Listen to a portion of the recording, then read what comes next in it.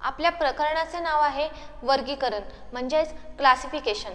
या प्रकरणाअंतर्गत जे प्रश्न विचारले जातात त्यामध्ये समूहातील काही घटकांबद्दल माहिती दिलेली असते। ही जी माहिती दिलेली असते ती विस्कळीत स्वरूपात किंवा ओबडधोबड स्वरूपात असते आणि या माहितीचा विशिष्ट क्रम लावायचा असतो, म्हणजेच दिलेल्या माहितीचे आपल्याला वर्गीकरण करायचे असते। आता हे वर्गीकरण कशा पद्धतीने केले जाते, कुठले घटक कुठल्या घटकांवर आधारित प्रश्न विचारले जातात हे आपण उदाहरणांमधून पाहूयात। पहिले उदाहरण, सुरेश आकाश भूषण हे बुद्धिमान आहेत, प्रकाश विरेश आकाश हे हुशार आहेत, विरेश सुरेश प्रकाश हे इमानदार आहेत, भूषण आकाश विरेश हे खेळाडू आहेत। तर खालील प्रश्नांची उत्तरे द्या। इथे आपल्याला एक मेन प्रश्न विचारला गेलेला आहे। इथे एक लक्षात घ्या, प्रश्नांचं स्वरूप दोन पद्धतीत असू शकेल, एक प्रश्न आणि त्याचे 4 पर्याय किंवा एक मेन प्रश्न मुख्य प्रश्न आणि त्याचे काही उपप्रश्न। हे उपप्रश्न 2 असतील, 3 असतील, 4 असतील, किती असू शकतात।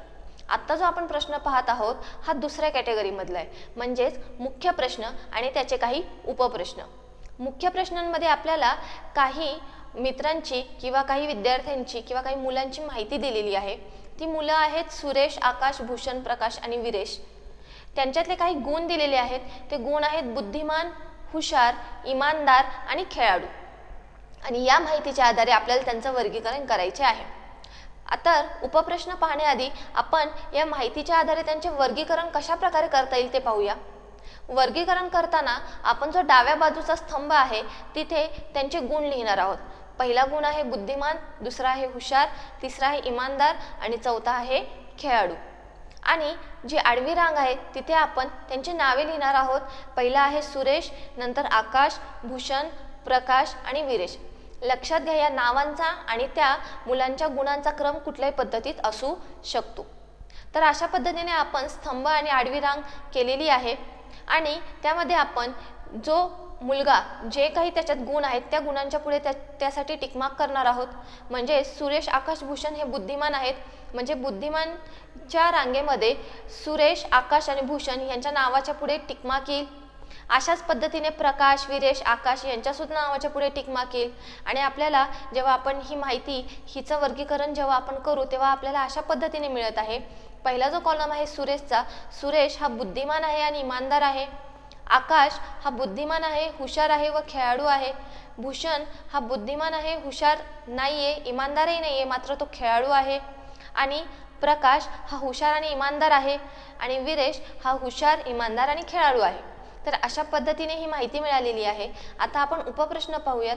पहिला उपप्रश्न, खालीलपैकी कोण खेळाडू नाहीत, आणि पर्याय आहेत, पहिला आकाश आणि भूषण, दुसरा सुरेश आणि प्रकाश, तिसरा भूषण आणि विरेश आणि चौथा विरेश आणि आकाश। प्रश्न असा आहे की खालीलपैकी कोण खेळाडू नाही। खेळाडूच्या रांगेमध्ये पाहूया, खेळाडू फक्त सुरेश प्रकाश हे दोघं खेळाडू नाही आहेत, बाकी आकाश भूषण आणि विरेश तिघेही खेळाडू आहेत, म्हणजेच पर्याय क्रमांक 2 हे या प्रश्नाचं अचूक उत्तर आहे, सुरेश आणि प्रकाश। पुढील उपप्रश्न, खालीलपैकी कोण बुद्धिमान नाहीत, आणि पर्याय आहेत, पहिला प्रकाश आणि विरेश, दुसरा आकाश आणि भूषण, तिसरा भूषण आणि सुरेश आणि चौथा सुरेश आणि आकाश। आणि या प्रश्नाचं अचूक उत्तर आहे पर्याय क्रमांक 1 प्रकाश आणि विरेश। खालीलपैकी कोण बुद्धिमान नाहीत, बुद्धिमानच्या कॉलममध्ये जाऊया किंवा बुद्धिमानच्या रांगेमध्ये जाऊया। पहिला आहे सुरेश, तो बुद्धिमान आहे, आकाशही बुद्धिमान आहे, भूषणही बुद्धिमान आहे, फक्त प्रकाश आणि विरेश हे दोघंच बुद्धिमान नाही आहेत, आणि म्हणून पर्याय क्रमांक 1 हे या प्रश्नाचे अचूक उत्तर आहे। पुढील प्रश्न, एका शाळेतील 5 विद्यार्थ्यांचा मराठी, भूगोल, विज्ञान व हिंदी या विषयांचा निकाल आला असून ए, बी व डी हे विज्ञान व भूगोल या विषयांत उत्तीर्ण आहेत, बी, ई व सी हे भूगोल व मराठी या विषयांत उत्तीर्ण आहेत, डी, सी व ई हे हिंदी व मराठी या विषयांत उत्तीर्ण आहेत, ए, डी व ई हे भूगोल व हिंदी या विषयांत उत्तीर्ण आहेत। तर खालील प्रश्नांची उत्तरे द्या। म्हणजे इथे सुद्धा आपल्याला उपप्रश्न असणार आहेत, मात्र उपप्रश्न पाहण्याआधी आपण दिलेली माहिती जी आहे मुख्य प्रश्नात ती पाहूयात। इथे आपल्याला एका शाळेतील 5 विद्यार्थ्यांच्या मराठी, भूगोल, विज्ञान आणि हिंदी या विषयांचा निकाल दिलेला आहे, कोण कोण कुठल्या कुठल्या विषयात उत्तीर्ण आहे हे दिलेलं आहे। तर जेव्हा आपण वर्गीकरण करू तेव्हा जो उभा कॉलम आहे तिथे आपण विद्यार्थी घेणार आहोत, ए, बी, सी, डी, ई, आणि जी आडवी रांग आहे तिथे आपण त्यांचे विषय घेणार आहोत, मराठी, भूगोल, विज्ञान आणि हिंदी. आणि जो विद्यार्थी ज्या विषयात उत्तीर्ण आहे तिथे तिथे टिकमार्क करणार आहोत. आणि अशा पद्धतीने मराठी विषयामध्ये उत्तीर्ण आहेत BCDE, भूगोलामध्ये सर्वजण उत्तीर्ण आहेत, विज्ञानामध्ये उत्तीर्ण आहेत AB आणि D, आणि हिंदीमध्ये उत्तीर्ण आहेत ACD आणि E. आणि आता या माहितीच्या आधारावर काही प्रश्न विचारले आहेत आपल्याला. त्यातील पहिला उपप्रश्न पाहूयात. खालीलपैकी कोण भूगोल विषयात उत्तीर्ण आहे? आणि पर्याय आहे पहिला BEC, दुसरा ADC, तिसरा AD आणि चौथा सर्वजण. भूगोल या विषयाचा कॉलम तुम्ही पाहू शकता. भूगोल या विषयामध्ये ABCDE हे पाचही जण उत्तीर्ण आहेत, म्हणजेच या प्रश्नाचे अचूक उत्तर आहे चौथा पर्याय सर्वजण. पुढील उपप्रश्न. विज्ञानात उत्तीर्ण विद्यार्थी कोणत्या गटाने दर्शविले आहेत किंवा दाखविले आहेत? आणि पर्याय आहेत पहिला ABC, दुसरा BCD, तिसरा ABD आणि चौथा AEC. आणि तुम्ही पाहू शकता विज्ञानात उत्तीर्ण विद्यार्थी हे आहेत ABD म्हणजेच पर्याय क्रमांक 3. पुढील तिसरा उपप्रश्न. सर्व विषयात कोण उत्तीर्ण झाले आहे?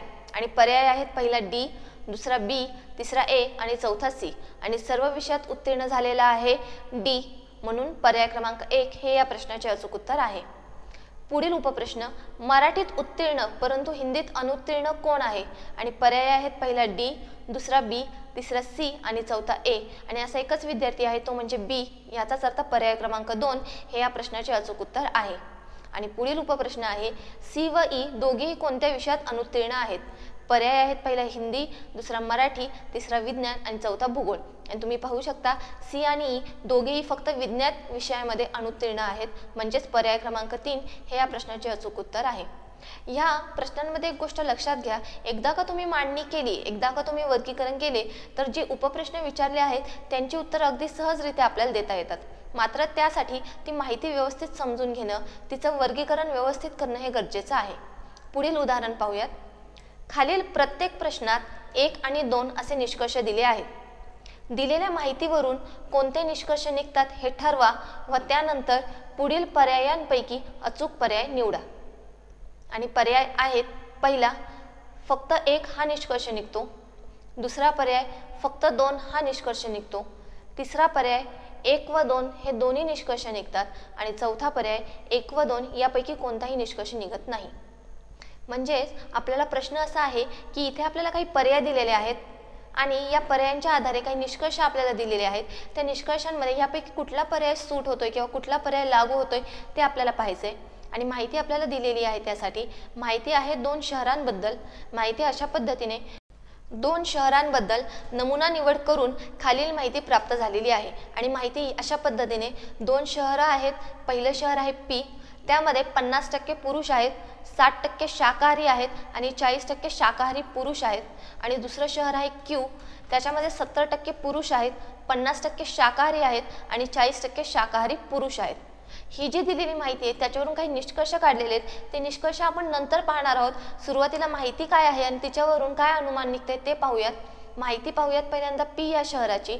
शहर P मध्ये 50% पुरुष आहेत, 60% शाकाहारी आहेत आणि 40% शाकाहारी पुरुष आहेत.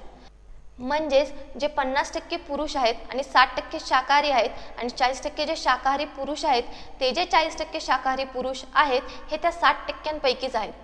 म्हणजेच P या शहरामध्ये जर 50% पुरुष असतील तर उरलेल्या 50% या स्त्रिया असतील.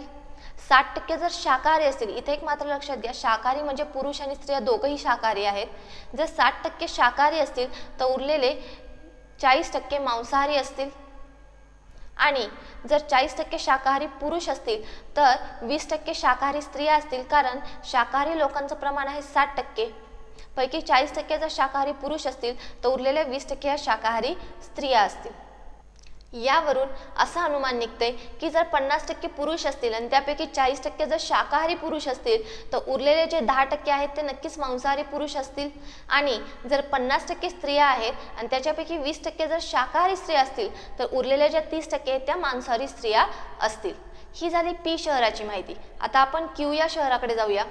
Q या शहरामध्ये 70% पुरुष आहेत, 50% शाकाहारी आहेत आणि 40% शाकाहारी पुरुष आहेत. 70% पुरुष आहेत याचाच अर्थ उरलेले 30% या स्त्रिया असणार. 50% शाकाहारी आहेत, इथे सुद्धा शाकाहारीमध्ये पुरुष आणि स्त्रिया दोघंही आहेत. 50% जर शाकाहारी असतील तर उरलेले 50% हे मांसाहारी असणार आणि 40% जर शाकाहारी पुरुष असतील तर उरलेले 10% शाकाहारी स्त्रिया असणार. कारण शाकाहारी लोकांचं प्रमाण आहे 50%, पैकी 40% जर शाकाहारी पुरुष असतील तर 50 मधले 40% शाकाहारी पुरुष म्हटल्यावर उरलेले 10% या शाकाहारी स्त्रिया असतील. आणि यावरून असं अनुमान निघतंय की जर 70% पुरुष असतील आणि त्यापैकी 40% शाकाहारी पुरुष असतील तर उरलेले 30% मांसाहारी पुरुष असतील. आणि जर 30% स्त्रिया असतील आणि त्याच्यापैकी 10% शाकाहारी स्त्रिया असतील तर उरलेले 20% या मांसाहारी स्त्रिया असतील. म्हणजे दोन्ही शहरांची अनुमानं आपण काढलेली आहेत आणि आता ह्याच्यावरून काय काय निष्कर्ष निघतात आणि त्यांच्यासाठी कुठला पर्याय अचूक आहे ते आपण पाहूयात. प्रश्न पहिला, निष्कर्ष पहिला, पी शहरात 30% स्त्रिया मांसाहारी आहेत. आणि निष्कर्ष दुसरा, क्यू शहरात 60% स्त्रिया शाकाहारी आहेत. पहिला निष्कर्ष पाहूयात. पी शहरात 30% स्त्रिया मांसाहारी आहेत. हा निष्कर्ष खरा आहे कारण पी या शहरामध्ये 30% मांसाहारी स्त्रिया आहेत हे आपण आत्ताच पाहिलेलं आहे. मात्र जो दुसरा निष्कर्ष आहे की क्यू शहरात 60% स्त्रिया शाकाहारी आहेत हा पूर्णपणे चुकीचा आहे. कारण क्यू शहरामध्ये शाकाहारी स्त्रियांचं प्रमाण आहे फक्त 10%. याचाच अर्थ पहिला निष्कर्ष निघतो, दुसरा निघत नाही आणि म्हणून या प्रश्नाचं अचूक उत्तर आहे पर्याय क्रमांक 1. फक्त 1 हा निष्कर्ष निघतो, म्हणजेच फक्त पहिला निष्कर्ष निघतो. पुढील प्रश्न, निष्कर्ष पहिला, पी या शहरात क्यू या शहरापेक्षा शाकाहारी लोक जास्त आहेत. आणि दुसरा निष्कर्ष, दोन्ही शहरांमध्ये मांसाहारी लोकांपेक्षा शाकाहारी लोकांची संख्या जास्त आहे. आपण आता पहिला निष्कर्ष पाहूयात. पहिला निष्कर्ष आपल्याला असं सांगतोय की पी शहरात क्यू या शहरापेक्षा शाकाहारी लोक जास्त आहेत. एक गोष्ट इथे लक्षात घ्या, आपल्याला इथे शहरांमधील लोकांचं, शाकाहारी लोक असतील किंवा मांसाहारी, त्यांचं प्रमाण दिले, त्यांची एकूण लोकसंख्या किती आहे हे दिलेलं नाही. त्यामुळे पी शहरात क्यू शहरापेक्षा शाकाहारी लोक जास्त आहेत की नाही हे आपल्याला व्यवस्थितरित्या समजू शकत नाही, कारण इथे आपल्याला लोकसंख्या दिलेली नाहीये. मात्र जो दुसरा निष्कर्ष आहे, दोन्ही शहरांमध्ये मांसाहारी लोकांपेक्षा शाकाहारी लोकांची संख्या जास्त आहे, हा निष्कर्ष मात्र फक्त पी या शहराच्या बाबतीत खरा आहे. कारण पी या शहरामध्ये शाकाहारी लोक हे मांसाहारी लोकांपेक्षा जास्त आहेत, मात्र क्यू या शहरामध्ये शाकाहारी आणि मांसाहारी लोकांचे प्रमाण सेम आहे आणि म्हणून इथे पहिला आणि दुसरा दोन्ही निष्कर्ष निघत नाही आणि म्हणून या प्रश्नाचे अचूक उत्तर आहे पर्याय क्रमांक 4. पुढील प्रश्न, पहिला निष्कर्ष, पी या शहरातील पुरुषांची संख्या ही क्यू या शहरातील पुरुषांच्या संख्येपेक्षा जास्त आहे. आणि दुसरा निष्कर्ष, पी या शहरातील स्त्रियांची संख्या ही क्यू या शहरातील स्त्रियांच्या संख्येपेक्षा कमी आहे. पहिला निष्कर्ष पाहूयात. पी या शहरातील पुरुषांची संख्या ही क्यू या शहरातील पुरुषांच्या संख्येपेक्षा जास्त आहे. लक्षात घ्या, संख्या कुणाची जास्त आहे हे जर जाणून घ्यायचे असेल तर आपल्याला लोकसंख्या माहिती असणं गरजेचं आहे. मात्र दोन्ही शहरांची आपल्याला लोकसंख्या दिलेली नाही, त्यामुळे पहिला निष्कर्ष आपण इथे काढू शकत नाही. मात्र जो दुसरा निष्कर्ष आहे की पी या शहरातील स्त्रियांची संख्या ही क्यू या शहरातील स्त्रियांच्या संख्येपेक्षा कमी आहे, इथे सुद्धा आपण हा निष्कर्ष काढू शकत नाही, कारण आपल्याला लोकसंख्या माहीत असणं गरजेचं आहे. म्हणजेच पहिला आणि दुसरा हे दोन्ही निष्कर्ष इथे निघत नाहीयेत आणि म्हणून या प्रश्नाचे अचूक उत्तर आहे पर्याय क्रमांक 4. पर्याय आपण आधीच सांगितलेले आहेत. पर्याय क्रमांक 4 आहे. 1 व 2 दोन्ही निष्कर्ष निघत नाहीत आणि हा पर्याय इथे अचूक पर्याय आहे. पुढील प्रश्न, पहिला निष्कर्ष, पी या शहरातील शाकाहारी पुरुषांची संख्या ही शाकाहारी स्त्रियांच्या संख्येपेक्षा जास्त आहे. आणि दुसरा निष्कर्ष, दोन्ही शहरातील शाकाहारी पुरुषांची संख्या ही शाकाहारी स्त्रियांच्या संख्येपेक्षा जास्त आहे. इथे सुद्धा तुम्ही पाहू शकता, जो पहिला निष्कर्ष आहे की पी या शहरातील शाकाहारी पुरुषांची संख्या ही शाकाहारी स्त्रियांच्या संख्येपेक्षा जास्त आहे, हा निष्कर्ष खरा आहे. कारण पी या शहरामध्ये 40% शाकाहारी पुरुष आहेत, मात्र 20% शाकाहारी स्त्रिया आहेत, त्यामुळे इथे पहिला निष्कर्ष खरा ठरतो. दुसरा निष्कर्ष आहे, दोन्ही शहरातील शाकाहारी पुरुषांची संख्या ही शाकाहारी स्त्रियांच्या संख्येपेक्षा जास्त आहे. तुम्ही पाहू शकता, दोन्ही शहरांमध्ये शाकाहारी पुरुषांचे प्रमाण हे शाकाहारी स्त्रियांपेक्षा जास्त आहे. पी या शहरामध्ये शाकाहारी पुरुषांचे प्रमाण आहे 40%, तर शाकाहारी स्त्रियांचे 20% आणि क्यू या शहरामध्ये शाकाहारी पुरुषांचे 40% तर शाकाहारी स्त्रियांचे 10%. म्हणजे दुसरा निष्कर्षही इथे खरा आहे. म्हणजेच या प्रश्नाच्या बाबतीत पहिला आणि दुसरा दोन्ही निष्कर्ष निघतात. याचाच अर्थ पर्याय क्रमांक 3 हे या प्रश्नाचे अचूक उत्तर आहे. पुढील प्रश्न, निष्कर्ष पहिला, पी या शहरातील शाकाहारी स्त्रियांची संख्या ही क्यू या शहरातील शाकाहारी स्त्रियांच्या संख्ये इतकीच आहे. आणि दुसरा प्रश्न, पी शहरातील शाकाहारी स्त्रियांचे प्रमाण हे क्यू शहरातील शाकाहारी स्त्रियांच्या प्रमाणा इतकेच आहे. इथे एक लक्षात घ्या, पहिला जो निष्कर्ष आहे त्याच्यासाठी आपल्याला लोकसंख्या माहीत असणे गरजेचे आहे. हे मानं तुमच्या लक्षात आलंच असेल, कारण ह्याच्या आधीच्या प्रश्नांमध्ये जेव्हा 2 शहरांमधली कंपॅरिझन होती तेव्हा आपण निष्कर्ष काढला नव्हता, कारण तिथे आपल्याला लोकसंख्या माहीत असणं गरजेचं आहे, जी इथे माहिती नाही आहे, त्यामुळे पहिला निष्कर्ष निघत नाही.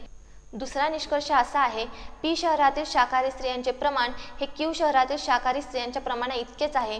तर हा निष्कर्ष इथे चुकीचा आहे, कारण पी शहरातील शाकाहारी स्त्रियांचे प्रमाण हे 20% आहे, तर क्यू शहरामध्ये शाकाहारी स्त्रियांचे प्रमाण हे 10% आहे. म्हणजे हे दोन्ही प्रमाण सेम नाही आहेत. याचाच अर्थ दुसराही निष्कर्ष निघत नाही, म्हणजे पहिला व दुसरा दोन्ही निष्कर्ष निघत नाही, आणि म्हणून या प्रश्नाचे अचूक उत्तर आहे पर्याय क्रमांक 4. पुढील प्रश्न, पहिला निष्कर्ष, पी शहरातील मांसाहारी स्त्रियांची संख्या ही क्यू शहरातील मांसाहारी स्त्रियांच्या संख्येपेक्षा कमी आहे. आणि दुसरा निष्कर्ष, पी शहरातील मांसाहारी स्त्रियांचे प्रमाण हे क्यू शहरातील मांसाहारी स्त्रियांच्या प्रमाणापेक्षा कमी आहे. पहिला निष्कर्ष जर काढायचा असेल तर लोकसंख्या माहिती असणं गरजेचं आहे, कारण पी शहरातील मांसाहारी स्त्रियांची संख्या ही क्यू शहरातील मांसाहारी स्त्रियांच्या संख्येपेक्षा कमी आहे किंवा जास्त आहे हे आपल्याला त्यांच्या लोकसंख्येवरूनच कळेल, त्यामुळे पहिला निष्कर्ष इथे निघत नाही. दुसरा निष्कर्ष आहे की पी शहरातील मांसाहारी स्त्रियांचे प्रमाण हे क्यू शहरातील मांसाहारी स्त्रियांच्या प्रमाणापेक्षा कमी आहे. तर पी या शहरामध्ये आहेत मांसाहारी स्त्रिया 30% आणि क्यू या शहरामध्ये मांसाहारी स्त्रिया आहेत 20%. पी या शहरातील मांसाहारी स्त्रियांचे प्रमाण हे क्यू या शहरातील मांसाहारी स्त्रियांच्या प्रमाणापेक्षा जास्त आहे, आणि म्हणून दुसरा निष्कर्ष इथे निघत नाही. कारण दुसऱ्या निष्कर्षामध्ये आपल्याला असं सांगितले की पी शहरातील मांसाहारी स्त्रियांचे प्रमाण हे क्यू शहरातील मांसाहारी स्त्रियांच्या प्रमाणापेक्षा कमी आहे, त्यामुळे 1 व 2 हे दोन्ही निष्कर्ष निघत नाही, म्हणजेच पर्याय क्रमांक 4 हे अचूक उत्तर आहे. पुढील प्रश्न, पहिला निष्कर्ष, क्यू शहरात मांसाहारी लोक हे पी शहरातील मांसाहारी लोकांपेक्षा जास्त आहेत. आणि दुसरा निष्कर्ष, पी शहरातील एकूण लोकसंख्या ही क्यू शहरातील लोकसंख्या इतकीच आहे. या दोनही निष्कर्षांसाठी लोकसंख्या माहीत असणं गरजेचं आहे, जी आपल्याला माहिती नाही आहे, त्यामुळे हे दोन्ही निष्कर्ष इथे निघत नाही, आणि म्हणून या प्रश्नाचं अचूक उत्तर आहे पर्याय क्रमांक 4. तर अशा प्रकारे ही माहिती आणि याच्यावरचे काही उपप्रश्न आपण पाहिलेत. पुढील उदाहरण पाहूयात. एका मुलाच्या पिशवीत काही चेंडू होते. तो म्हणाला, माझ्याकडे 6 सोडून सर्व पिवळे चेंडू आहेत, 6 सोडून सर्व केशरी चेंडू आहेत व 8 सोडून सर्व पांढरे चेंडू आहेत. जर त्याच्याकडे केवळ 3 रंगाचे चेंडू असतील तर त्याच्याकडे एकूण चेंडू किती आहेत? आणि पर्याय आहेत, पहिला 16, दुसरा 20, तिसरा 10 आणि चौथा 8. हा प्रश्न आधीच्या प्रश्नांपेक्षा थोडा वेगळा आहे, म्हणजे इथे सुद्धा आपल्याला वर्गीकरणच करायचं आहे, मात्र ते वर्गीकरण डायरेक्ट नाही आहे, ते आपण इझिली सोडवू शकतो. आणि सगळ्यात महत्त्वाचं म्हणजे इथे उपप्रश्न नाही आहे, एकच मुख्य प्रश्न आहे. मुख्य प्रश्न असा आहे की एका मुलाच्या पिशवीमध्ये 6 चेंडू सोडून सर्व पिवळे चेंडू आहेत, 6 चेंडू सोडून सर्व केशरी चेंडू आहेत आणि 8 चेंडू सोडून सर्व पांढरे चेंडू आहेत. तर त्याच्याकडे एकूण चेंडू किती आहेत? म्हणजेच त्याच्याकडे 3 रंगाचे चेंडू आहेत आणि हे 3ही रंगाचे मिळून असे किती चेंडू आहेत? तर सुरुवातीला त्याच्याकडे जे चेंडू आहेत त्यांची संख्या आपण x मानूयात. जर ती संख्या आपण x मानली तर त्याच्याकडे x मधले 6 सोडून सर्व पिवळे चेंडू आहेत, म्हणजेच x वजा 6 हे आपल्याला पिवळे चेंडू मिळतील. 6 सोडून सर्व केशरी चेंडू आहेत, म्हणजेच x वजा 6 हे केशरी चेंडू मिळतील. आणि 8 सोडून सर्व पांढरे चेंडू आहेत, म्हणजेच x वजा 8 हे पांढरे चेंडू मिळतील. एकूण चेंडूंची संख्या आहे x, म्हणजेच पिवळे चेंडू अधिक केशरी चेंडू अधिक पांढरे चेंडू बरोबर x. याचाच अर्थ समीकरण मिळत आहे x वजा 6 अधिक x वजा 6 अधिक x वजा 8 बरोबर x. आणि हे समीकरण आपल्याला x या व्हेरिएबलसाठी सोडवायचे, आणि जेव्हा आपण हे x साठी सोडवू तेव्हा आपण x अधिक x अधिक x यांची ॲडिशन करणार आहोत, ती मिळत आहे 3x. आणि वजा 6 वजा 6 वजा 8 यांची ॲडिशन मिळत आहे वजा 20 बरोबर x. वजा 20 आपण उजव्या साईडला घेऊयात आणि उजव्या साईडचा x डाव्या साईडला घेऊयात. समीकरण मिळेल 3x वजा x बरोबर 20, म्हणजेच 2x बरोबर 20 आणि म्हणून x बरोबर 10, म्हणजेच पर्याय क्रमांक 3 हे या प्रश्नाचे अचूक उत्तर आहे. पुढील प्रश्न याच पद्धतीचा आहे, म्हणजे एक मुख्य प्रश्न आणि त्याचे 4 पर्याय. प्रश्न असा आहे, ABCD ही 4 बेटे आहेत. क्ष हा पूल A व B बेटांना जोडतो. र हा पूल B व D बेटांना जोडतो. B व C ही बेटे य पुलाने जोडलेली आहेत. A व C ही बेटे झ पुलाने जोडलेली आहेत. तर C बेटावरून A बेटावर पोहोचण्यासाठी संभाव्य मार्ग कोणते असू शकतील? आणि पर्याय आहेत, पहिला एकतर झ पुलावरून किंवा प्रथम य पुलावरून नंतर क्ष पुलावरून. दुसरा एकतर झ पुलावरून किंवा प्रथम य पुलावरून व नंतर र पुलावरून. तिसरा एकतर झ पुलावरून किंवा प्रथम क्ष पुलावरून नंतर र पुलावरून. आणि चौथा एकतर झ पुलावरून किंवा प्रथम क्ष व नंतर य पुलावरून. माहिती अशी आहे, 4 बेटे दिलेली आहेत ABCD पैकी ए आणि बी यांना क्ष हा पूल जोडतो, म्हणजे ए पासून बी कडे जायला क्ष पुलावरून जावं लागतं. बी आणि डी यांना र हा पूल जोडतो, म्हणजे बी पासून डी कडे जायला र पूल वापरावा लागतो. त्याचप्रमाणे बी पासून सी कडे जायला य पूल आहे, म्हणजे बी पासून सी कडे जायला य पूल आहे. आणि ए व सी ही बेटे झ पुलाने जोडलेली आहेत, म्हणजे ए पासून सी कडे जायला झ हा पूल आहे. तर सी पासून जर ए कडे यायचं असेल तर संभाव्य मार्ग कोणते असू शकतील?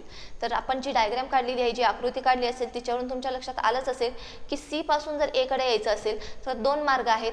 पहिला मार्ग म्हणजे सरळ झ मार्गाने, झ या पुलावरून, किंवा मग य पुलावरून बी या बेटाकडे आणि मग बी बेटाकडून क्ष या पुलामार्गे ए कडे. म्हणजेच पर्याय क्रमांक 1 एकतर झ पुलावरून किंवा प्रथम य पुलावरून व नंतर क्ष पुलावरून हे या प्रश्नाचे अचूक उत्तर आहे.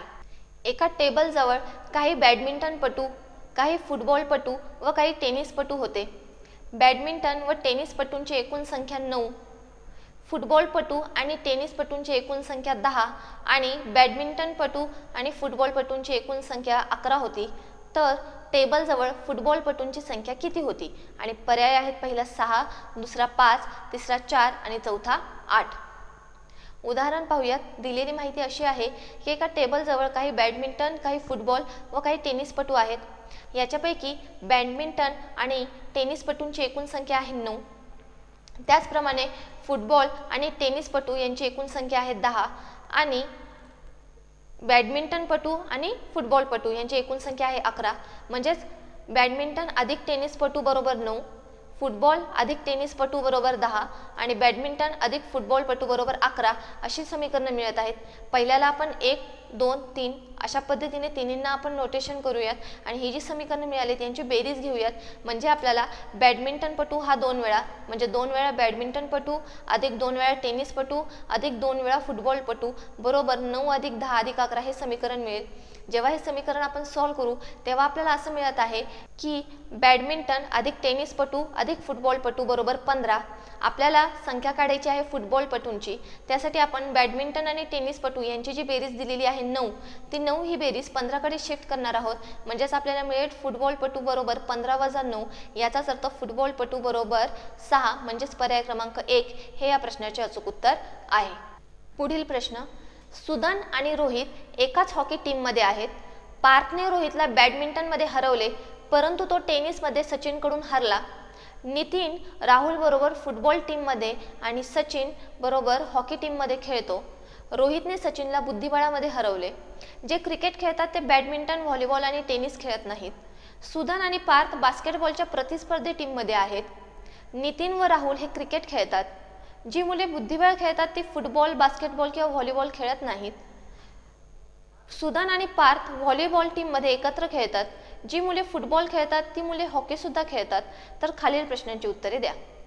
माहिती दिलेली आहे आपल्याला. एक मुख्य प्रश्न आहे. मुख्य प्रश्नामध्ये काही खेळाडू व ते खेळत असलेले खेळ दिलेले आहेत. खेळाडूंची नावं आहेत सुदन, रोहित, पार्थ, सचिन, नितीन आणि राहुल आणि ते खेळत असलेले खेळ आहेत हॉकी, बॅडमिंटन, टेनिस, फुटबॉल, बुद्धिबळ, क्रिकेट, बास्केटबॉल आणि व्हॉलीबॉल. तर जेव्हा आपण मांडणी करू तेव्हा आपण डाव्या बाजूचा जो उभा कॉलम आहे, म्हणजे उभा स्तंभ आहे कॉलम, तिथे आपण ते खेळत असलेले खेळ आणि आडवी जी रांग आहे, आडवी जी लाईन आहे, तिथे आपण त्या खेळाडूंची नावे लिहिणार आहोत.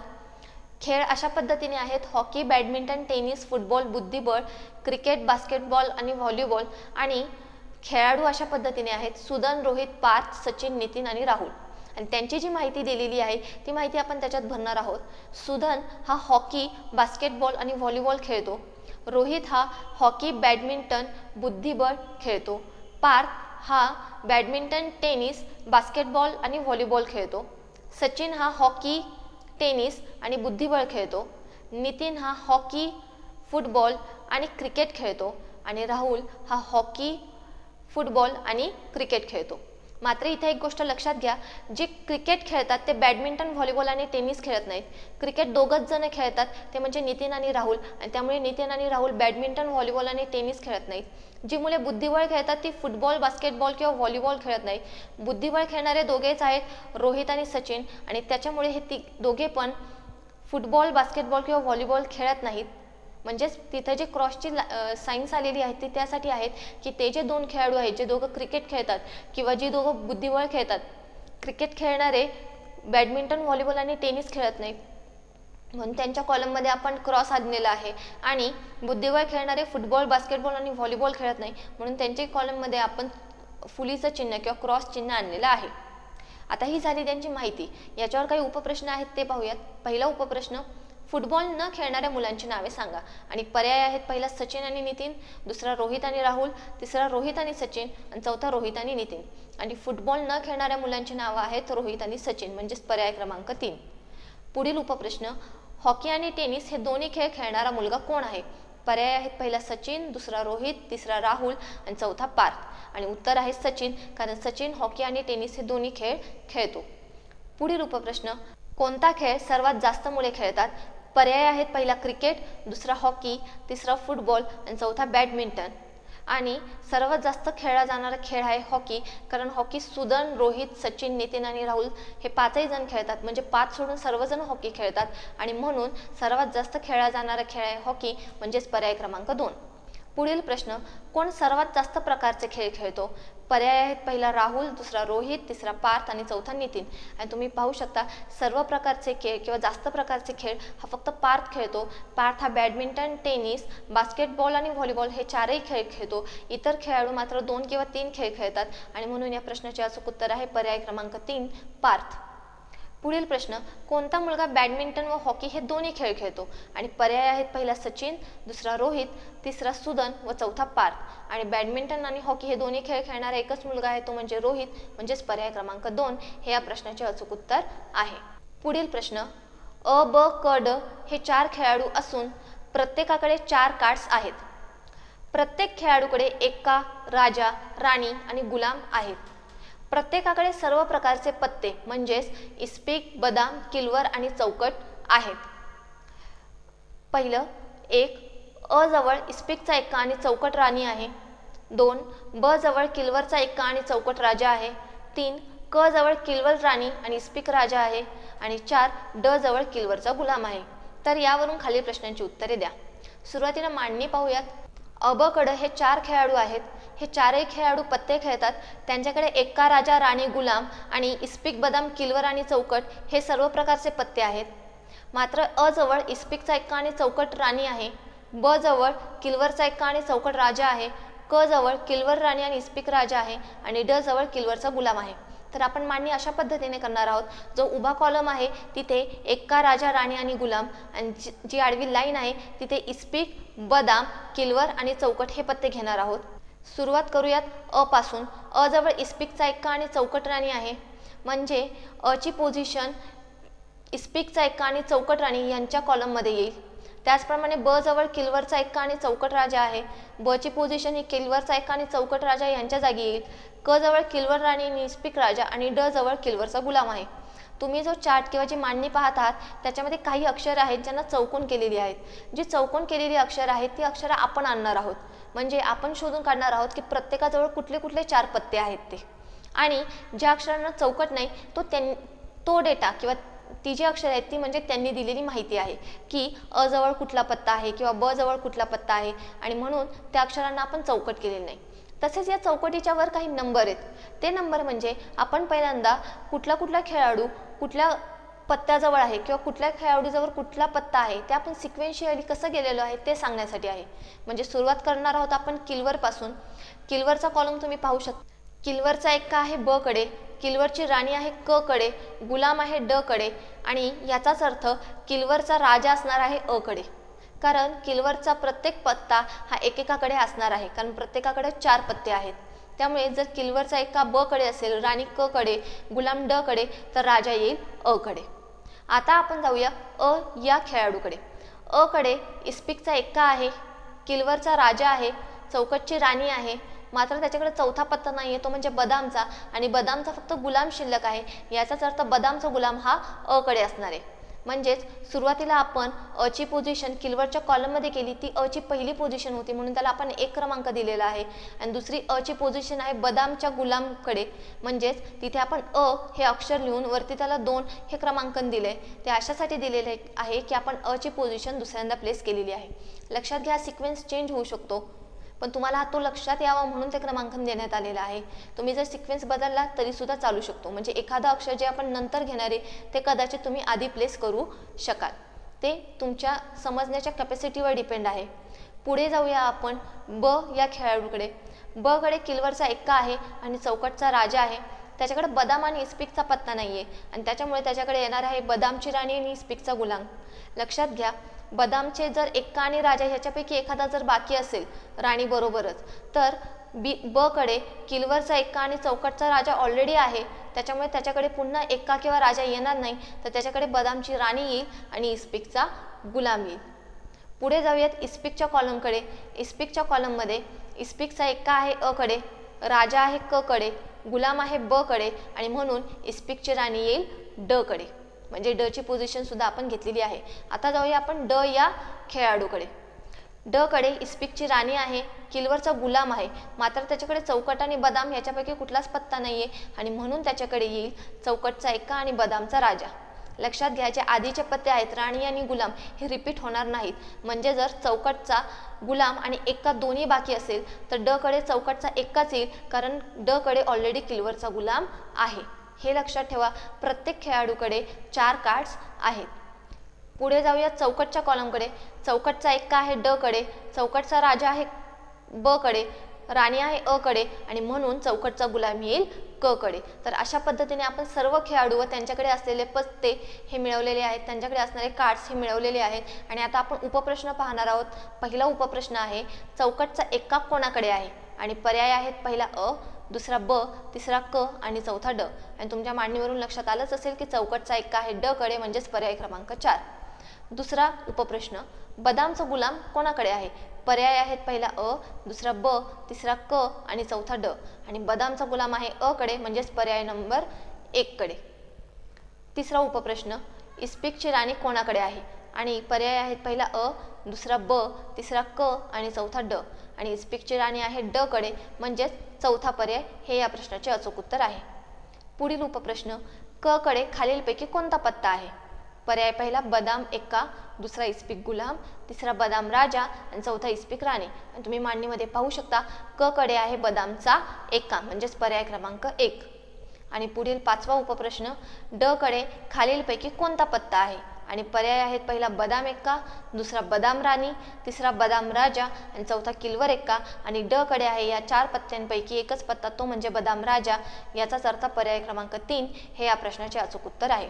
तर अशा पद्धतीने वर्गीकरण या प्रकरणाअंतर्गत कुठल्या प्रकारचे एक्झाम्पल असतात आणि त्यांचं वर्गीकरण कशा पद्धतीने करायचं हे आपण पाहिलेलं आहे. धन्यवाद. आपल्या पुढील प्रकरणाचे नाव आहे बैठक व्यवस्था, म्हणजे सिटिंग अरेंजमेंट. या प्रकरणाअंतर्गत जे प्रश्न विचारले जातात, या प्रश्नांमध्ये आपल्याला काही घटकांची बैठक व्यवस्था दिलेली असते. वर्तुळाकार असते किंवा सरळ रेषेतील बैठक व्यवस्था असते. मात्र ही जी माहिती दिलेली असते किंवा ही जी मांडणी दिलेली असते ही ओबडधोबड असते आणि त्याच्यावरून आपल्याला त्यांची योग्य मांडणी किंवा त्यांची योग्य बैठक व्यवस्था शोधायची असते. उदाहरण पहिले, RSTUVW हे 6 मित्र समोरासमोर बसून एका वर्तुळाकृती मैदानात खेळत आहेत.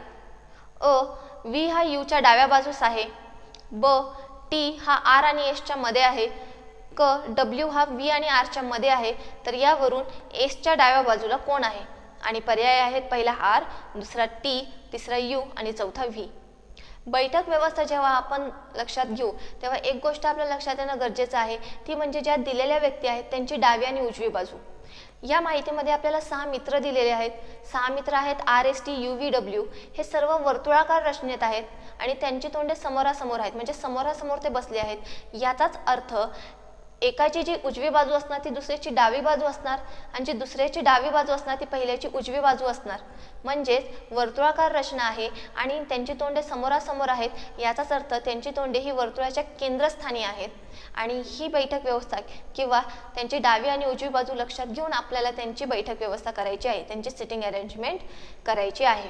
आणि सिटिंग अरेंजमेंटसाठी काही आपल्याला डेटा दिलाय. जी माहिती दिली ती माहिती अशी आहे की V हा U च्या डाव्या बाजूस आहे, T हा R आणि S च्या मध्ये आहे आणि W हा V आणि R च्या मध्ये आहे. जेव्हा या गोष्टी आपण लक्षात घेऊ तेव्हा आपल्याला जी सिटिंग अरेंजमेंट मिळते ती अशा प्रकारे आहे. सुरुवात आपण यू पासून करणार आहोत, म्हणजे जेव्हा तुम्ही मांडणी करायला घ्याल तेव्हा सुरुवात ही यू पासून करा, कारण यू ची पोझिशन आपल्याला माहिती आहे. व्ही हा यूच्या डाव्या बाजूस आहे, याचाच अर्थ यू हा व्हीच्या उजव्या बाजूस आहे. आणि अशा पद्धतीने ही मांडणी केल्यावर आपल्याला अशा पद्धतीने मिळत आहे U V W R T S आणि पुन्हा यू. इथे आपल्याला प्रश्न असा आहे की एसच्या डाव्या बाजूला कोण आहे.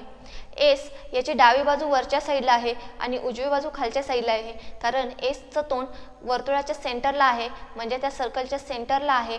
म्हणून वरची बाजू ही एसची डावी बाजू आहे आणि एसच्या डाव्या बाजूला आहे यू, आणि एसची खालची बाजू आहे उजवी बाजू, उजव्या बाजूला आहे टी. आपल्याला विचारलं एसच्या डाव्या बाजूला कोण आहे, आणि या आकृतीवरून असं लक्षात येते की एसच्या डाव्या बाजूला आहे यू, म्हणजेच पर्याय क्रमांक 3 हे या प्रश्नाचे अचूक उत्तर आहे.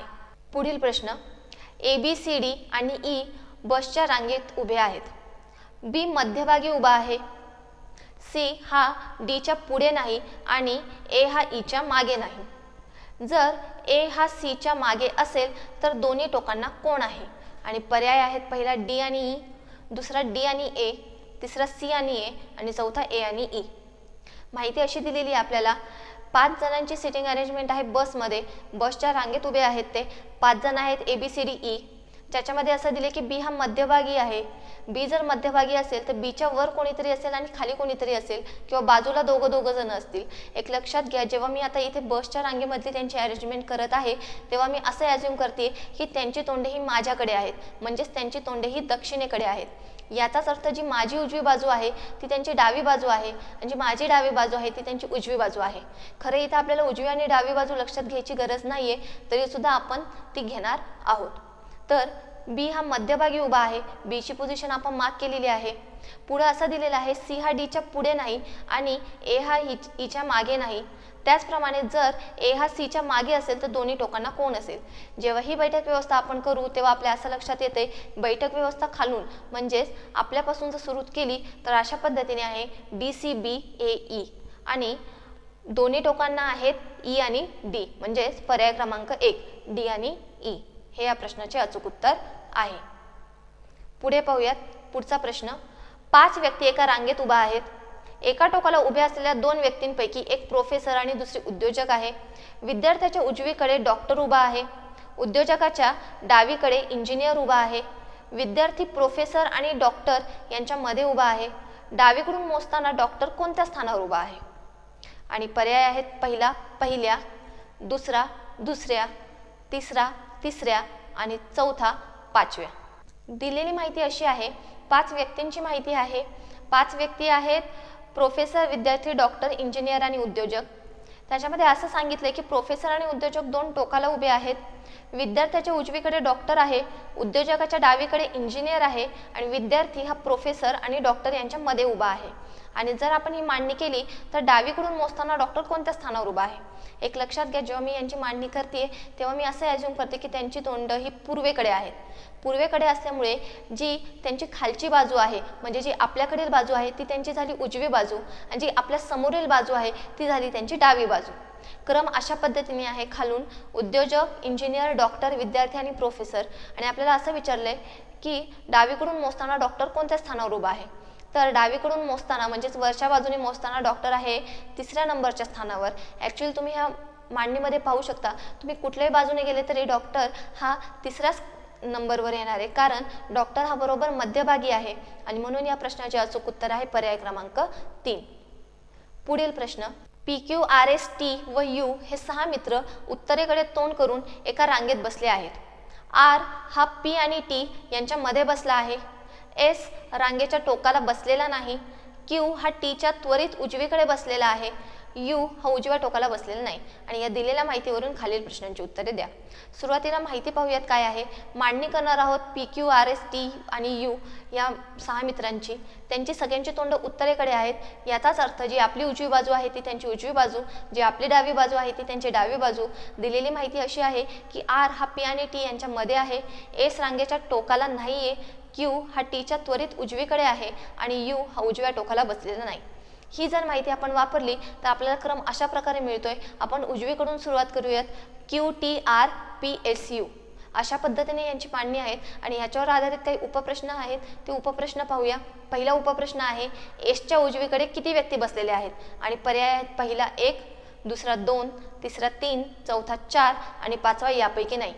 आणि अचूक पर्याय पर्याय क्रमांक 4, कारण एसच्या उजवीकडे 4 व्यक्ती आहेत त्या म्हणजे PR, T आणि Q। पुढील उपप्रश्न यापैकी कोणती जोडी एसच्या एका बाजूला बसलेली आहे आणि पर्याय आहेत पहिला UQ, दुसरा UR, तिसरा UT, चौथा सांगता येत नाही आणि पाचवा यापैकी नाही। एसच्या एका बाजूला बसलेली जोडी आहे PR, कारण एसच्या डाव्या बाजूला फक्त U आहे, जोडी नाही बसलेली। एसच्या उजव्या बाजूला एकच जोडी आहे PR आणि PR ही जोडी या पर्यायांमध्ये नाहीये, म्हणजेच या प्रश्नाचे अचूक उत्तर आहे पर्याय क्रमांक 5 यापैकी नाही। पुढील उपप्रश्न आरच्या त्वरित डावीकडे कोण बसले आहे आणि पर्याय आहेत पहिला P, दुसरा T, तिसरा P किंवा T, चौथा सांगता येत नाही आणि पाचवा यापैकी नाही। आणि तुम्ही पाहू शकता मांडणीमध्ये आरच्या त्वरित डाव्या बाजूला आहे P, इथं आपली जी डावी बाजू आहे तीच आरची डावी बाजू आहे आणि तिथे आहे अक्षर P, म्हणजेच P हा मित्र आरच्या बाजूला बसला आहे, याचाच अर्थ पर्याय क्रमांक 1 हे या प्रश्नाचे अचूक उत्तर आहे। पुढील प्रश्न उजव्या टोकाला कोण बसले आहे? पर्याय आहेत पहिला P, दुसरा Q, तिसरा T, चौथा सांगता येत नाही आणि पाचवा यापैकी नाही।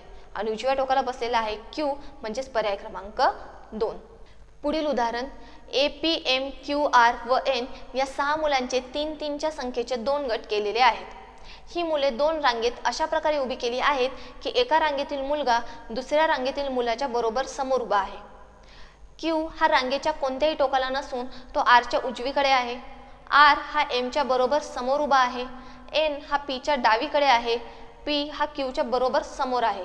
तर यावरून पुढील प्रश्नांची उत्तरे द्या। सुरुवातीला मांडणी करूयात। AP, M, Q, R, N या 6 मुलांचे 3-3च्या संख्येचे 2 गट केले आहेत, म्हणजे इथे आपल्याला 2 रांगा मिळणार आहेत। पहिली रांग याच्यामध्ये 3 मुले असतील आणि दुसऱ्या रांगेतही 3 मुलं। मात्र इथं असेही दिलेलं आहे की ही मुले जी रांगेत उभी आहेत यांची तोंडे समोरासमोर आहेत, म्हणजे त्यांची तोंडे एकमेकांकडे आहेत। याचाच अर्थ जी पहिली रांग आहे त्याच्यामध्ये जी मुलं आहेत ही पूर्वेकडे तोंड करून उभा आहेत, तर जी दुसरी रांग आहे इथे जी मुले आहेत 3 ती पश्चिमेकडे तोंड करून उभा आहेत। जी मुले पूर्वेकडे तोंड करून उभा आहेत म्हणजे पहिल्या रांगेतली त्यांची वरची बाजू ही डावी बाजू आहे आणि खालची बाजू ही उजवी बाजू, आणि जी मुले पश्चिमेकडे तोंड करून उभी आहेत त्यांची वरची बाजू ही उजवी बाजू आहे आणि खालची बाजू ही डावी बाजू। त्यांची उजवी बाजू कुठली आणि डावी बाजू कुठली या माहितीच्या आधारे आपण जर दिलेली माहिती तिथे डिस्ट्रीब्यूट केली तर आपल्याला अशा प्रकारे मिळत आहे की Q हा रांगेच्या कोणत्याही टोकाला नसून तो Rच्या उजवीकडे आहे, म्हणजेच Q हा Rच्या आपण उजवीकडे लिहिणार आहोत। R हा Mच्या बरोबर समोर उभा आहे, म्हणजे Rच्या समोर आहे M। त्याचप्रमाणे N हा Pच्या डावीकडे आहे आणि P हा Qच्या बरोबर समोर आहे, म्हणजे P आणि Q समोरासमोर आहेत आणि N हा Pच्या डावीकडे आहे। उरलेले एकच लेटर आहे ते म्हणजे A आणि ते येणार आहे Nच्या समोर, म्हणजे पहिल्या रांगेमध्ये आहेत RQA आणि दुसऱ्या रांगेमध्ये आहेत MPN। आणि आता यावरून काही उपप्रश्न आहेत त्यांची उत्तरे द्यायची आहेत। पहिला उपप्रश्न असा आहे Aच्या त्वरित डावीकडे कोण आहे? पर्याय आहेत पहिला Q, दुसरा R, तिसरा P, चौथा अपूर्ण माहिती आणि पाचवा यापैकी नाही। आणि तुम्ही पाहू शकता A आहे पहिल्या रांगेत आणि Aच्या त्वरित डावीकडे आहे Q, म्हणजेच पर्याय क्रमांक 1। दुसरा उपप्रश्न खालीलपैकी कोणता मुलांचा गट एका रांगेत आहे? आणि पर्याय आहेत पहिला APM, दुसरा AQP, तिसरा CRN, चौथा CRP आणि पाचवा यापैकी नाही। पहिल्या रांगेमध्ये गट आहे RQA, हा कुठल्याच पर्यायामध्ये नाहीये, आणि दुसऱ्या रांगेमध्ये गट आहे MPN, हाही कुठल्याच पर्यायात नाहीये, आणि म्हणून या प्रश्नाचे अचूक उत्तर आहे पर्याय क्रमांक 5 यापैकी नाही। पुढील प्रश्न JK, L, M, N, O आणि P हे एका गोलाकार टेबल भोवती बसून पत्ते खेळत आहेत। M हा L आणि N च्या शेजारी नाही। J हा K आणि L च्या शेजारी बसलेला आहे। P हा M च्या डावीकडे दुसऱ्या स्थानावर बसलेला आहे आणि तो N आणि O च्या शेजारी बसलेला आहे। यावरून पुढील प्रश्नांची उत्तरे द्या। प्रश्न पाहण्याआधी आपण त्यांची बैठक व्यवस्था पाहूयात। JK, L, M, N, O आणि P हे एका गोलाकार टेबल भोवती बसले आहेत। गोलाकार टेबल भोवती म्हणजेच त्यांची तोंडे आहेत त्या टेबलच्या गोलाकार टेबलच्या सेंटरकडे, म्हणजेच ते वर्तुळाकार रचनेत आहेत आणि वर्तुळाच्या सेंटरकडे त्यांची तोंडे आहेत, म्हणजेच तुमच्या आता त्यांची उजवी आणि डावी बाजू लक्षात आली असेल। आणि दिलेल्या माहितीच्या आधारे आपण मांडणी करणार आहोत। सुरुवात करणार आहोत आपण M पासून, आणि M पासून मांडणी केल्यावर आपल्याला अशा पद्धतीने आकृती मिळत आहे। M पासून M, O, P, N, L, J आणि K आणि पुन्हा M। लक्षात घ्या, त्यांची उजवी आणि डावी बाजू लक्षात घेऊन आपण ही मांडणी केलेली आहे. इथे जर उजवी आणि डावी बाजू एकदा का लक्षात आली तर मांडणी करणं सहज सोपं आहे. आणि जेव्हा मांडणी कराल तेव्हा पहिल्यांदा त्या अल्फाबेटपासून किंवा त्या व्यक्तीपासून सुरुवात करा ज्याची पोझिशन फिक्स आहे जी पोझिशन तुम्हाला क्लिअर होत आहे. कदाचित असंही होऊ शकतं पहिल्याच टप्प्यामध्ये तुमची आकृती चुकीची येऊ शकते किंवा ती बरोबर येणार नाही, मग तुम्ही दुसरी आकृती काढून ते पाहू शकता किंवा विविध शक्यताही त्याला पडताळून पाहू शकता. तर अशा पद्धतीने आकृती मिळालेली आहे आणि याच्यावर आधारित काही उपप्रश्न आहे. पहिला उपप्रश्न, खालीलपैकी कोणत्या जोडीतील दुसरी व्यक्ती ही पहिल्या व्यक्तीच्या त्वरित उजवीकडे बसलेली आहे? आणि पर्याय आहेत, पहिला KM, दुसरा PO, तिसरा NL, चौथा JN आणि पाचवा यापैकी नाही. तर जो पर्याय 2 आहे PO, इथं तुम्ही पाहू शकता O हा Pच्या उजवीकडे बसलेला आहे, म्हणजेच पर्याय क्रमांक 2 हे या प्रश्नाचे अचूक उत्तर आहे. पुढील उपप्रश्न, जर M आणि N यांनी आपल्या जागेची अदलाबदल केली तर खालीलपैकी कोणता पर्याय M ची जागा असेल? आणि पर्याय आहेत, पहिला P व L यांचा शेजारी, दुसरा L च्या त्वरित डावीकडे, तिसरा O च्या त्वरित उजवीकडे, चौथा L आणि J चा शेजारी आणि पाचवा यापैकी नाही. तर जेव्हा आपण M आणि N ची अदलाबदल करणार आहोत त्यावेळेस आपण पुन्हा आकृती काढणार आहोत आणि जेव्हा आपण M आणि N ची अदलाबदल करू तेव्हा M ची जागा असेल P आणि L यांच्या शेजारी, म्हणजेच पर्याय क्रमांक 1. पुढील उपप्रश्न, खालीलपैकी L चे स्थान कोणते? पर्याय आहेत, पहिला K च्या डावीकडे दुसरा O च्या उजवीकडे तिसरा J च्या त्वरित डावीकडे आणि चौथा N च्या त्वरित उजवीकडे आणि पाचवा यापैकी नाही. हे जे आपण L चे स्थान पाहणार आहोत ते आपण ओरिजिनल जी आकृती काढलेली आहे तिच्यामध्ये, आणि तुम्ही पाहू शकाल L चे स्थान यापैकी कुठलेच नाहीये, म्हणजेच या प्रश्नाचे अचूक उत्तर आहे यापैकी नाही, म्हणजेच पर्याय क्रमांक 5. पुढील उपप्रश्न, खालील पर्यायांपैकी कोणत्या पर्यायातील पहिल्या आणि तिसऱ्या व्यक्तीच्या दरम्यान दुसरी व्यक्ती बसलेली आहे? आणि पर्याय आहेत, पहिला MJK, दुसरा PLN, तिसरा KLJ, चौथा POM आणि पाचवा यापैकी नाही. आणि या प्रश्नाचे अचूक उत्तर आहे पर्याय क्रमांक 4, कारण O ही व्यक्ती पहिल्या आणि तिसऱ्या व्यक्तीच्या दरम्यान बसलेली आहे. पुढील प्रश्न, एका इमारतीच्या दुसऱ्या, तिसऱ्या आणि चौथ्या मजल्यावर 13 सदनिका आहेत. 5 सदनिका रिकाम्या आहेत. उरलेल्या सदनिका 3 उद्योजक, 2 शिक्षक, 2 वकील आणि 1 इंजिनियर यांच्या आहेत. एका मजल्यावर कमीत कमी 3 आणि जास्तीत जास्त 6 सदनिका आहेत. एकाच व्यवसाय असणाऱ्या 2 व्यक्ती एकाच मजल्यावर राहत नाहीत. दुसऱ्या मजल्यावरील 4 सदनिकांपैकी एकामध्ये वकील राहतात आणि त्यांना एकच शेजारी आहे. एक वकील दुसऱ्या वकिलाच्या खालच्या मजल्यावर राहतो. इंजिनियर हा कोणत्याही वकिलाचा शेजारी नाही. तिसऱ्या मजल्यावरील कोणतीही सदनिका रिकामी नाही. आणि यावरून खालील प्रश्नांची उत्तरे द्या. प्रश्न पुन्हा एकदा पहा. प्रश्न असा आहे, एक इमारत दिलेली आहे, तिच्यावरचे दुसरा आणि तिसरा आणि चौथा या मजल्यावरची माहिती दिलेली आहे. दुसरा, तिसरा आणि चौथा मजला मिळून एकूण 13 सदनिका आहे. त्याच्यापैकी 5 या रिकाम्या आहेत, म्हणजे फक्त 8च भरलेले आहेत. या 8 सदनिकांमध्ये जे लोक आहेत ते आहेत 3 उद्योजक, 2 शिक्षक, 2 वकील आणि 1 इंजिनियर. आणि यांची मांडणी आपल्याला त्या सदनिकांमध्ये करायची आहे. त्याच्यासाठी एक महत्त्वाची गोष्ट दिलेली आहे ती म्हणजे एका मजल्यावर कमीत कमी 3 आणि जास्तीत जास्त 6 सदनिका या आहेतच. म्हणजे प्रत्येक मजल्यावर कमीत कमी 3 सदनिका आहेत आणि या 6 पेक्षा जास्त नाहीत. त्याचप्रमाणे एकच व्यवसाय असणाऱ्या 2 व्यक्ती एकाच मजल्यावर राहत नाहीत. म्हणजेच 2 उद्योजक किंवा 3 उद्योजक किंवा 2 शिक्षक किंवा 2 वकील हे एकत्र एकाच मजल्यावर राहू शकत नाही. आपण दुसरा, तिसरा आणि चौथा मजला घेणार आहोत. दुसऱ्या मजल्यावर, तिसऱ्या मजल्यावर आणि चौथ्या मजल्यावर किती सदनिका आहेत हे आपल्याला माहिती नाहीये. मात्र पुढे एक वाक्य दिलेलं आहे की दुसऱ्या मजल्यावरील 4 सदनिकांपैकी, याचाच अर्थ दुसऱ्या मजल्यावर 4 सदनिका आहेत, त्यापैकी एकामध्ये वकील राहतो आणि त्या वकिलाला एकच शेजारी आहे. याचाच अर्थ वकिलाच्या शेजारची जी जागा आहे किंवा वकिलाच्या शेजारची जी सदनिका आहे तिथे एकच जण राहतो आणि उरलेल्या ज्या 2 सदनिका आहेत त्या रिकाम्या आहेत.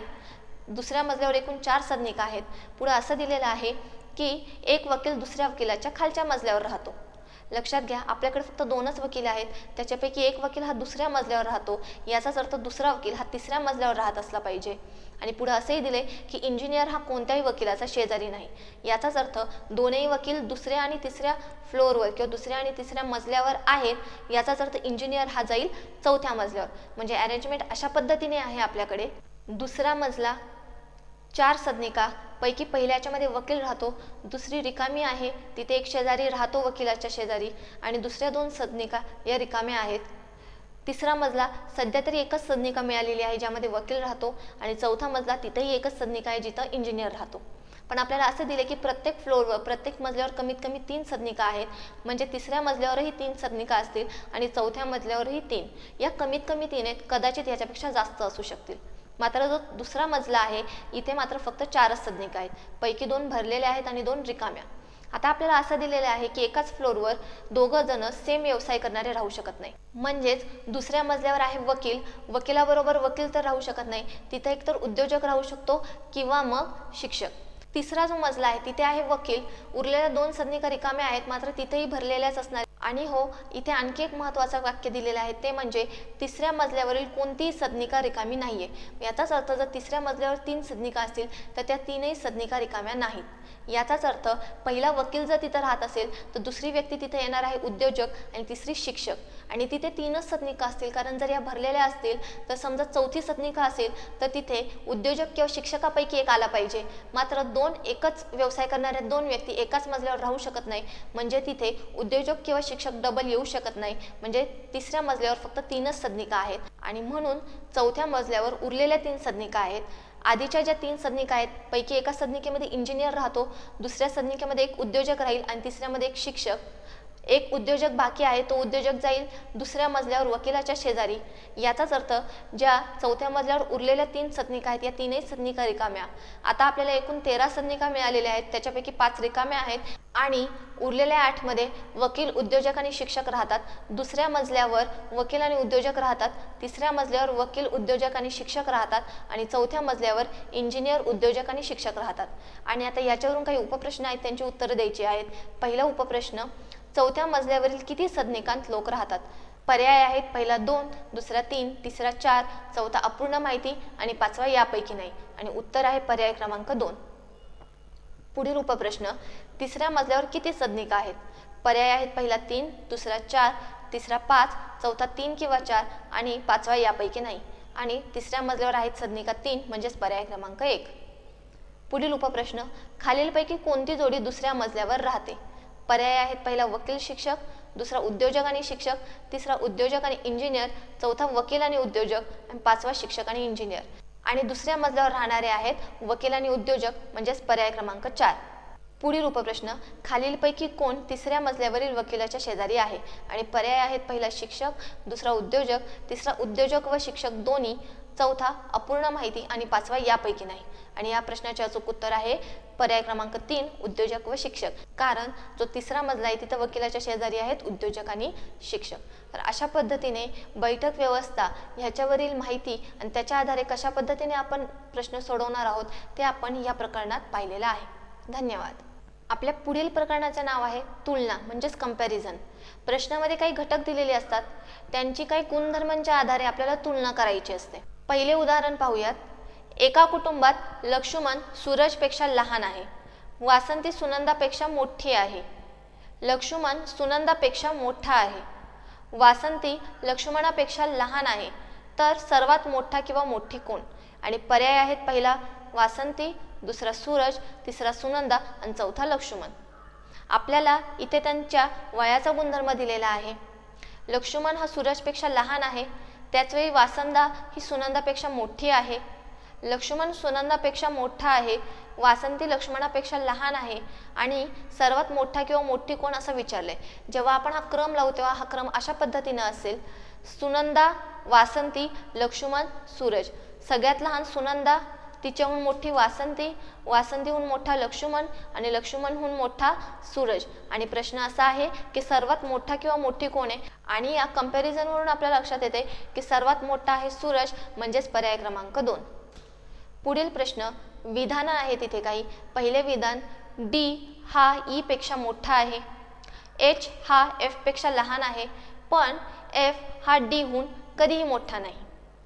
आणि पर्याय आहेत, पहिला ई हा डी पेक्षा कधीही मोठा नाही, दुसरा ई हा डी पेक्षा कधीही लहान नाही, तिसरा ई हा एफ पेक्षा कधीही लहान नाही आणि चौथा एफ हा ई पेक्षा कधीही मोठा नाही. आणि प्रश्न असा आहे, वरील विधान अभ्यासा व दिलेल्या पर्यायामधून योग्य पर्याय निवडा.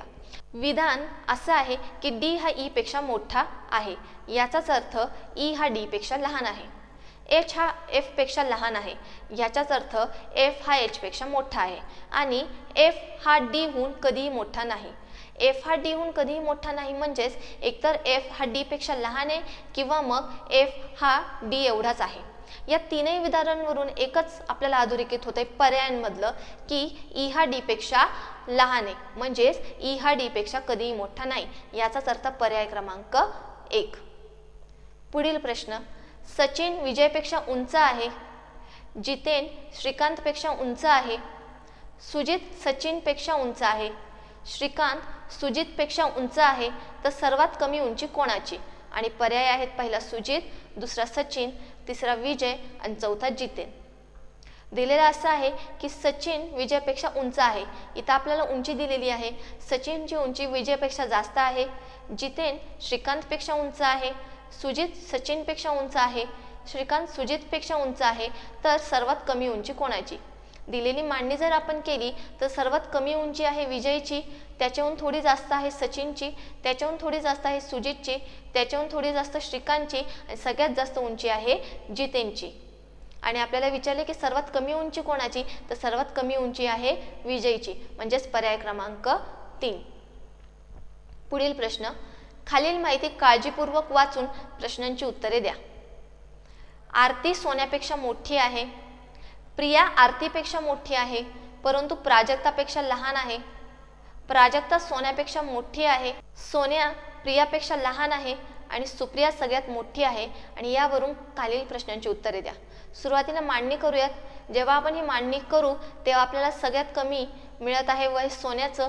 सोन्या हा आरतीपेक्षा कमी वयाचा आहे, आरती ही प्रियापेक्षा लहान आहे, प्रिया ही प्राजक्तापेक्षा आणि प्राजक्ता ही सुप्रियापेक्षा. याचाच अर्थ सोन्या हा आरती प्रिया प्राजक्ता सुप्रिया सगळ्यांपेक्षा लहान आहे.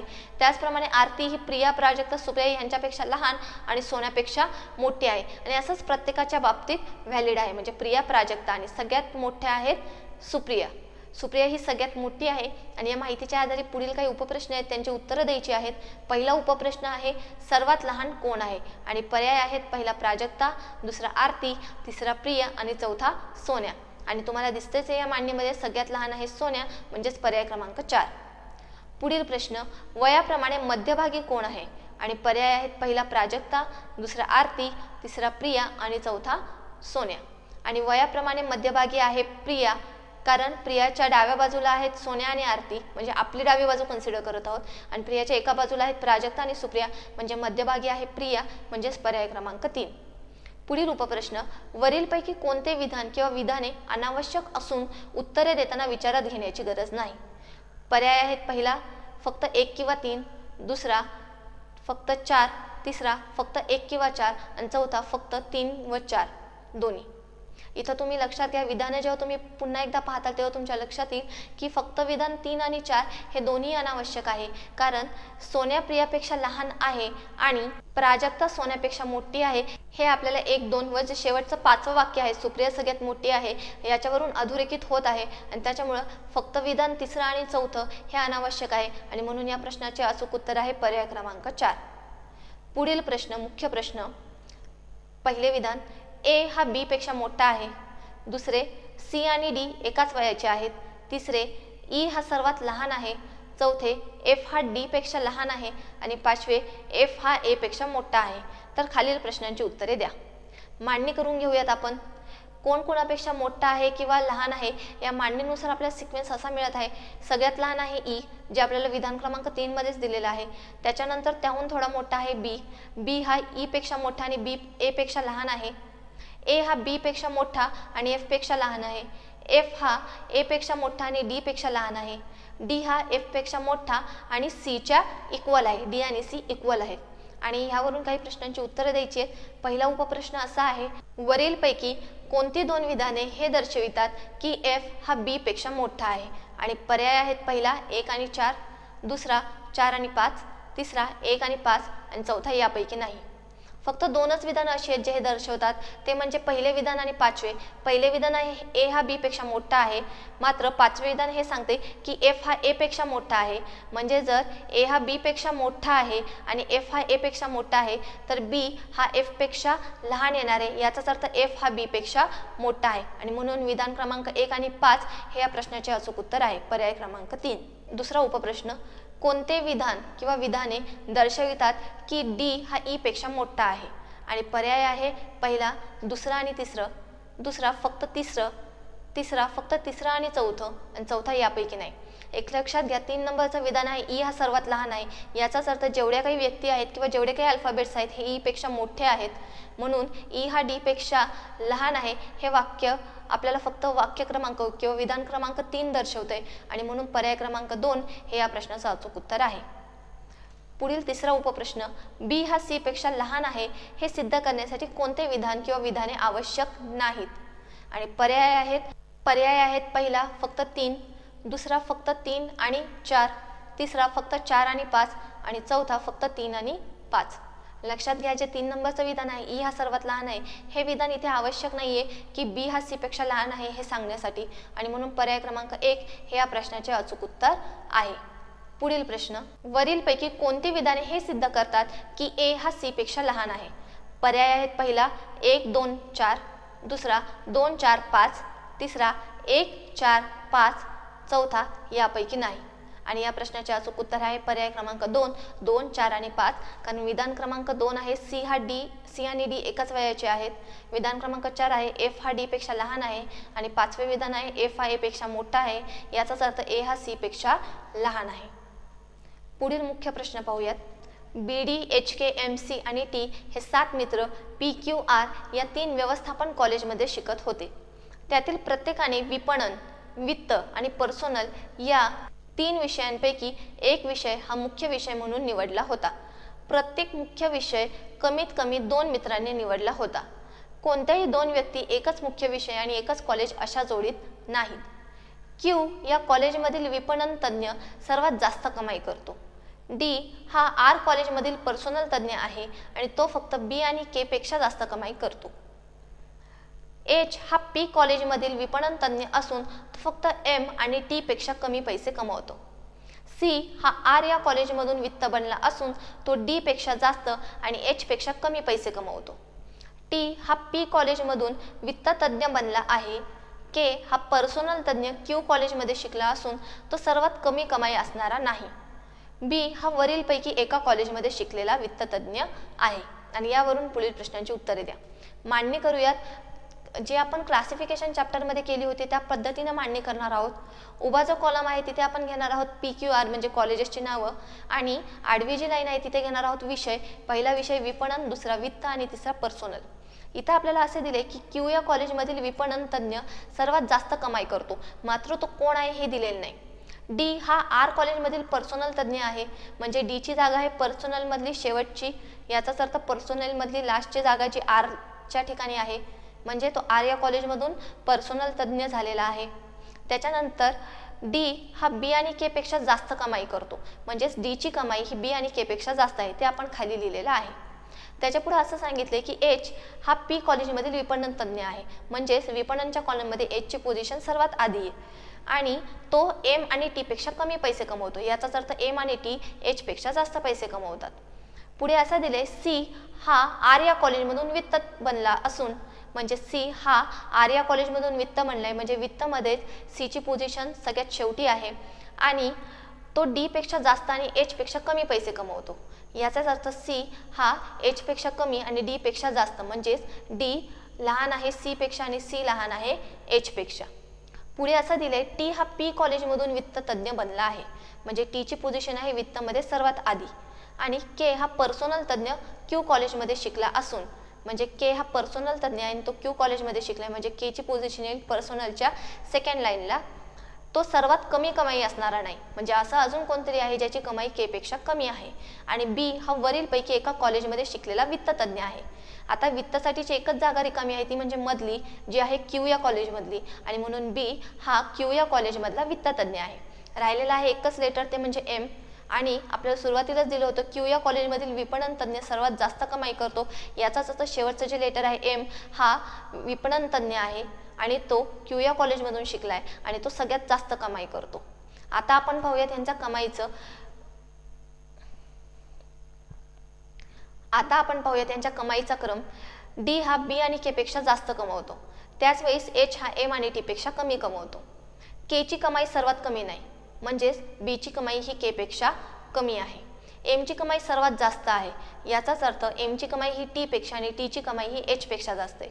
म्हणजेच आपल्याला कंपॅरिझन अशा पद्धतीने आहे, सर्वात जास्त कमाई करणारा आहे एम, त्याच्या खालोखाल आहे टी, त्याच्यानंतर एच, नंतर सी, नंतर डी, नंतर के आणि सगळ्यात कमाई कमी आहे ती बीची. पहिला उपप्रश्न पाहूयात. बी हा कोणत्या कॉलेजमध्ये शिकला आहे? पर्याय आहेत, पहिला पी, दुसरा क्यू, तिसरा आर, चौथा क्यू किंवा आर आणि पाचवा माहिती अपूर्ण. आणि आपण आधीच सांगितल्याप्रमाणे बी हा क्यू कॉलेजमधून शिकलेला आहे, कारण बी हा वित्ततज्ञ आणि त्याची एकच जागा रिकामी होती. याचाच अर्थ बी हा क्यू कॉलेजमधून शिकलाय, म्हणजेच पर्याय क्रमांक 2. पुढील उपप्रश्न. एम कोणत्या विषयातील तज्ञ आहे? आणि पर्याय आहेत, पहिला पर्सोनल, दुसरा विपणन, तिसरा वित्त, चौथा माहिती अपूर्ण आणि पाचवा यापैकी नाही. तुम्हाला मांडणीवरून लक्षात आलंच असेल की एम हा विपणन तज्ञ आहे, म्हणजेच पर्याय क्रमांक 2. उपप्रश्न 3.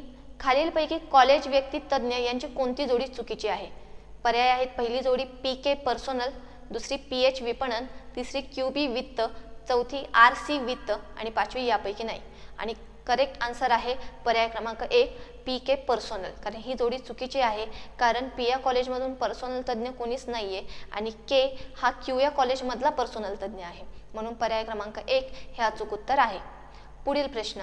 खालीलपैकी कोणाचा समूहातील सर्वात जास्त उत्पन्नाच्या यादीत दुसरा क्रमांक आहे? आणि पर्याय आहेत, पहिला टी, दुसरा एच, तिसरा एम, चौथा एम किंवा टी आणि पाचवा यापैकी नाही.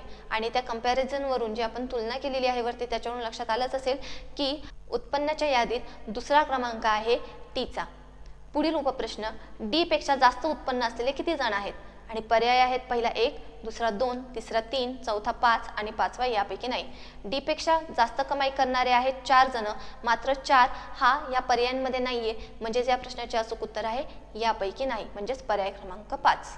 तर अशा पद्धतीने कशा प्रकारे कंपॅरिझन करायची? कंपॅरिझन करण्यासाठी काही वेगवेगळे घटक असू शकतात, त्याच्यामध्ये वय, उंची किंवा आत्ता जसं आपण पाहिलं कमाई, या प्रकारचे घटक कंपॅरिझनसाठी वापरले जातात. एकदा का हे कंपॅरिझन करता आलं की मग आपल्याला या प्रश्नांची उत्तरं अचूकपणे देता येतात. धन्यवाद.